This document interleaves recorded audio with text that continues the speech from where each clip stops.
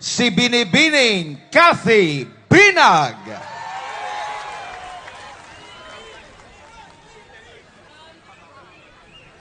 Magandang gabi! Magandang gabi po. Maraming salamat po sa pagpunta nyo dito bilang suporta sa ating mahal na President Rodrigo Roa Duterte. Dalawa lang po ang gusto kong sabihin. Kasi ako po ay biktima also ng addict. Hindi ko ho maintindihan na kung bakit ang ating mga leader or yung iba, ang pinaglalaban is yung mga kriminal at addict. Bakit ho hindi nila ipaglaban din yung mga katulad kong biktima na mga addict? Hindi ko sinasabing ang pagpatay ay tama. Wala hong ganon. Pero sinasabi nilang may due process dapat nung pinili na magkaroon daw ng sinasabi nilang EJK. Bakit ho? Yung hubang 2 taon or 5 taon na naghahasa ng isang drug addict, nagkaroon din huba ng due process? Hindi, di ba? Yung ordinaryong mamamayang Pilipino, estudyante, nagagraduate sa kolehiyo, pinatay ng addict, may due process? Wala, di ba?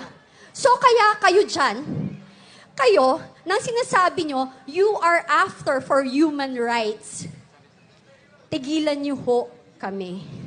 Kasi kung human rights, mas binibigyan nyo ng pansin yung mga biktimang bata, kababaihan, at mga biktima ng pinapatay ng mga drug addict at nasirang buhay ng mga drug pusher and dealers.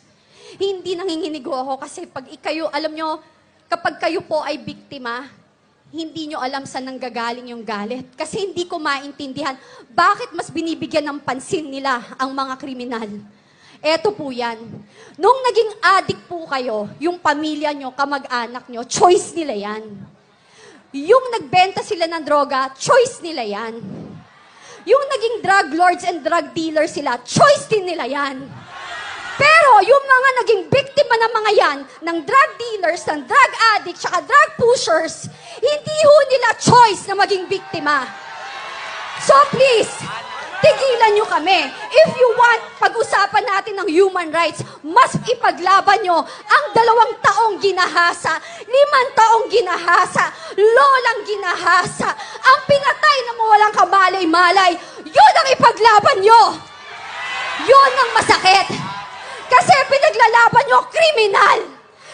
Pinaglalaban nyo mga walang kwenta. I'm sorry, hindi ako sorry, not sorry. Kasi napaka-peke. This is not about human rights. This is a political assassination. Kasi kung kampante kayo at talagang confident kayo na ang liderato nyo ay nasa tama at okay, hindi kayo manggigipit ng tao. Alam nyo, ang naaayon na mabuting leader ay hindi magkukos ng gulo. Ang leader na talagang ang malasakit sa mamamayang Pilipino ay hindi magbibigay ng pasakit. Yun lang po. Maraming salamat.